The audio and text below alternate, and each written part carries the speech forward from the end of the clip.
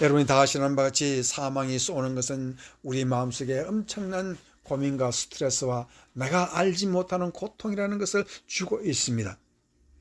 이와 같이 사망이 쏘는 것은 우리에게 살 수 없는 죽음으로 우리에게 인도하는 것이지만 이제 그 죽음으로 인도하는 사망을 이기는 것은 율법, 하나님의 복음 말씀, 예수님의 말씀, 영생의 말씀이라고 말하고 있습니다. 인간의 진정한 자유는 죽음을 이기는 것입니다.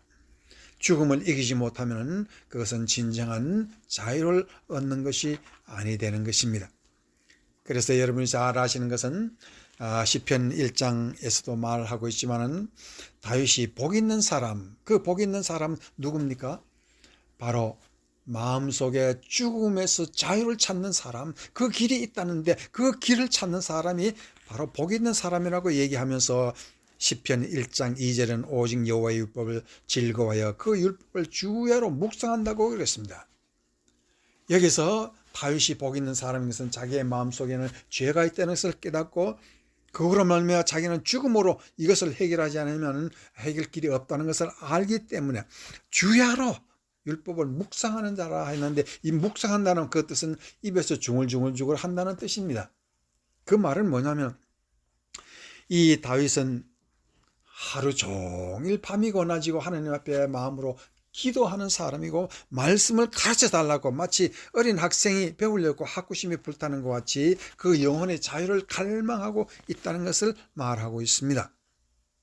그래서 말씀이 있을 때는 인간에게는 자유를 얻는다는 그런 뜻입니다.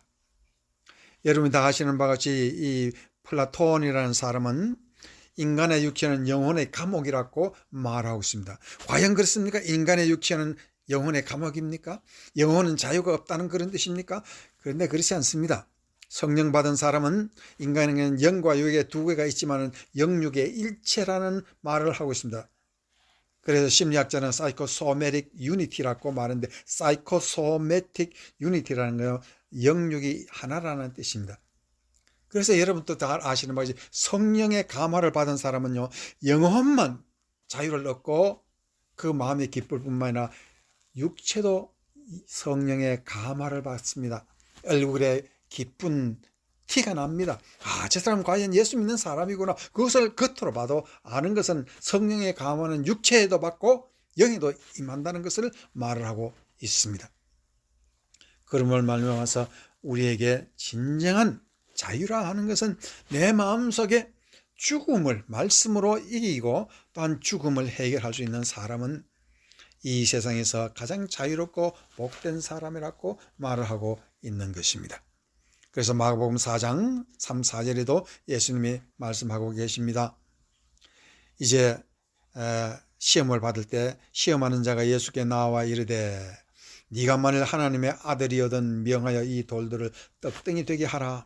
예수께서 대답하시되 기록되었으되 사람이 떡으로만 살 것이 아니요 하나님의 입으로부터 나오는 모든 말씀으로 살 것이라 하였느니라 하시니, 육신이라는 것은 아무리 먹어도 자유를 얻지 못합니다. 아무리 먹고 잘 먹어도 병은 찾아오고 또한 죽음은 우리를 찾아옵니다. 그러나 내 속에 말씀을 가지고 이 죽음을 이기게 되면은 그 말씀을 통해서 우리는 하나님 앞에서 자유를 갈망하기 때문에 자유를 갈망하는 곳에 성령이 오신다는 것을 우리는 압니다. 그래서 그 성령님께서 말씀을 깨닫게 해주시니 말씀은 꿀송이보다 더 달답고 말을 하고 있습니다. 우리 마음속에 과연 자유가 있습니까? 자유가 있는 사람은 그 마음속에 벌써 성령이 계신다는 뜻입니다. 이 미국이 하나님 앞에서 자유를 부르실 때 이 미국에는 성령이 계시고 성령이 이 땅을 축복하시듯이 우리가 하나님 앞에서 말씀으로 자유를 갈구하는 사람은 하나님이 엄청난 축복으로 이 땅에서 우리를 인도해 주시고 우리가 하나님의 제자, 하나님의 사도가 되게 해 주시는 것입니다. 그래서 우리의 가장 큰 복이라는 것은 무엇이 복이냐? 우리가 하나님의 말씀으로 내 영혼의 자유를 얻는 사람이 복이 있다라는 그런 말씀입니다. 이제 두 번째로 영생의 말씀이라는 뜻은 인권을 준다라고 말을 하고 있습니다. 이 말씀이 인권을 준다는 뜻은 무엇이냐 하면은, 여러분이 한국에서 무전유죄,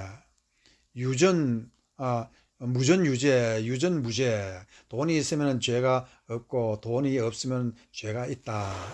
이 말은 한마디로 이 세상에 인권이 없다는 뜻입니다.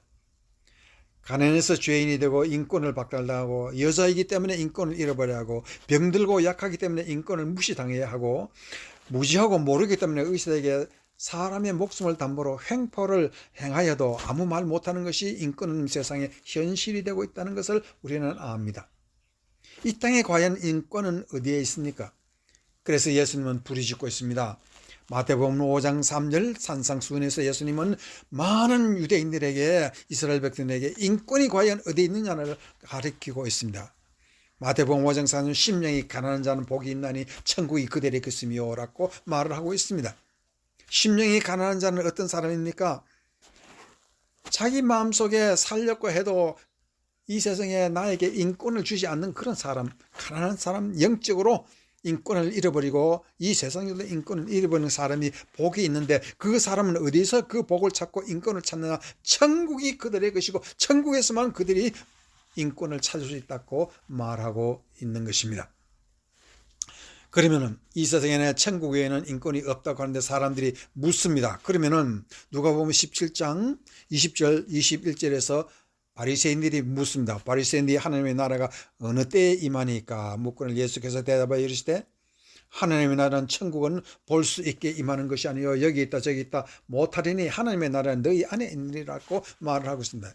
그러면 인권의 가장 중요한 인권의 의미가 어디 있느냐? 그것은 하나님의 나라는 내재 자유가 있는 곳에 천국이 있다는 것을, 인권이 있다는 것을 말을 하고 있습니다. 그러면 예수님이 얘기하는 내 마음속에 인권이 있다는 뜻이 무엇입니까? 마태복음 5장 9절 10절에 다음과 같은 인권에 대한 것을 더 깊이 설명하는 말씀이 있습니다. 화평케 하는 자는 복이 있나니 그들이 하나님의 아들이라 일컬음을 받을 것이요. 이제 무슨 말인가 아시겠죠? 인권의 최고 높은 인권은 하나님의 아들이라는 것입니다. 이 하나님의 아들은 천국의 아들이요, 인권 중에 가장 높은 인권이 오직 마음속에 자유가 있는 사람, 그 마음속에 자유, 그 속에서 하나님이 천국을 주시고 너희는 하나님의 아들이라는 것을 인치심을 성령으로 받을 것이라는 것을 예수님은 설파하고 계시는 것입니다. 그래서 10절에 보면 의를 위하여 박해를 받는 자는 복이 있나니 천국이 그들의 것임이라고 다시 강하게 말을 하고 있습니다. 인권이 오직 속하고 있고 존재하고 있는 것은 천국 외에는 다른 곳에는 인권이 없다는 것을 말하고 있고, 그 천국은 바로 우리의 마음속에 내가 하나님의 아들이라는 그 인간의 가장 높은 인권을 잊지 말라는 그런 뜻입니다. 그러므로 말미암아 유대인들에게 박해받은 기독교인들, 로마인들에게 박해받는 기독교인들은 이 잔혹한 인권 박탈에 대해서 실망하지 않고 진리를 전하고 또 전했습니다. 그래서 로마인들에게서부터 인권의 최고 높은 하나님의 자녀들만 받는 그러한 기독교가 하나님의 나라의 국교로 인정을 받게 됐습니다. 요한복음 1장 4장 18절에도 말씀은 있습니다. 거기에는 사랑 안에 두려움이 없고 온전한 사랑의 두려움을 쫓아내나니 두려움에는 형벌이 있음이라. 두려워하는 자는 사랑의 안에서 완전히 이루지 못하였느니라. 이 말은 두려움이라는 것은 어디서 오고 사랑이 없는 것은 어디냐? 바로 죽음을 두고 말하고 있습니다. 내 마음속에 초조, 불안, 두려움, 떨림, 외로움, 고독 등은 모두 죽음이 뿜어내는 독이라는 것을 말하고 있는 것입니다. 그 독이 심해서 사람들은 의가 눈앞에 보이지만 의를 행하지 못하고 산다는 것을 이 세상에서 많이 보고 있습니다. 옳은 길이 있어도 옳은 길로 가지 못하는 사람들이 전부 다 이와 같이 죽음의 독을 마시고 있는 사람이라고 말하고 있는 것입니다. 여러분이 잘 아시는 창세기 요셉이라는 사람을 보면은 그가 시험을 받을 때 그 모습은 우리에게 많은 것을 가르쳐 주고 있습니다. 창세기 39장 14절에서 15절, 그 여인의 집 사람들을 불러서 그들에게 이르되 보라, 주인이 히브리 사람을 우리에게 데려다가 우리를 희롱하게 하였도다. 거짓말하는 것이지요. 그가 나와 동침하자고 내게로 들어오므로 내가 크게 소리 질렀더니 그가 소리 질러 부름을 듣고 그 옷을 내게 버려두고 도망갔느니라고 말하고 있습니다. 요셉이 지금 보디발의 아내에게 시험을 받아서 거짓말로 요셉의 인권을 유린했습니다. 그러나 그가 도망갔습니다. 여기서 우리가 알아야 되는 것은 유혹이 오면 시험이 오고 시험이 오면 사탄도 함께 오고 이 사탄은 우리를 유혹으로 말미암아 마음속에 있는 사망이 우리에게 왕노릇하게 만들려고 한다는 것이 이 로마서에서 우리에게 가르치는 말씀입니다. 로마서 5장 17절에는 한 사람의 범죄로 말미암아 사망이 그 한 사람을 통하여 왕노릇하였은즉 더욱 은혜와 의와 선물을 넘치게 받는 자들을 한 분 예수 그리스도를 통하여 생명 안에서 왕노릇하리라. 우리가 이 세상에 사는 인생의 목적이라는 것은 내 마음속에 예수 그리스도가 우리의 마음속에 왕노릇할 것이냐, 죽음이 내 마음속에 왕노릇할 것이냐 하는 것은 심각한 전쟁입니다. 그래서 우리는 내 마음속에 죽음이 왕노릇해서는 아니 된다 하는 것을 우리가 알아야 하는 것입니다. 그래서 요한복음 1장 5절, 요한1서 5장 4, 5절을 무릇 하나님께로부터 난 자는 세상을 이기느니라. 세상을 이기는 승리는 이것이니 우리의 믿음이니라. 예수께서 하나님의 아들이심을 믿는 자가 아니면 세상을 이기는 자가 누구냐라고 말을 하고 있습니다. 오늘 우리에게 중요한 것은 이것입니다. 천국은 내가 하나님의 아들이라는 인권을 줍니다. 그러나 이 세상 사람들은 우리가 하나님의 아들이라는 인권을 인정도 하지 아니하고 무시하고 맙니다.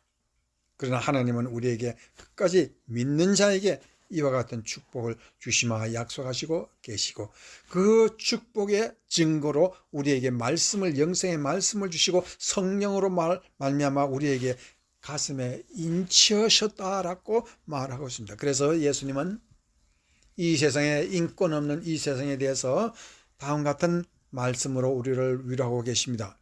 마태복음 11장 28절 수고하고 무거운 짐진 자들아 다 내게로 내가 너희를 쉬게 하리라. 우리가 하나님께서 주시는 안식이라는 쉼은 어디에 어떻게 받겠습니까? 천국에서 받겠습니다. 그 천국에서 우리가 주시는 인권이라는 것은 어떤 것입니까? 바로 하나님의 아들이라는 것을 성령으로 말씀하시고 늘 가르쳐 주시고 인쳐 주시는 것입니다.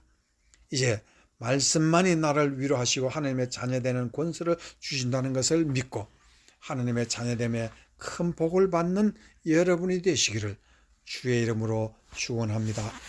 아멘.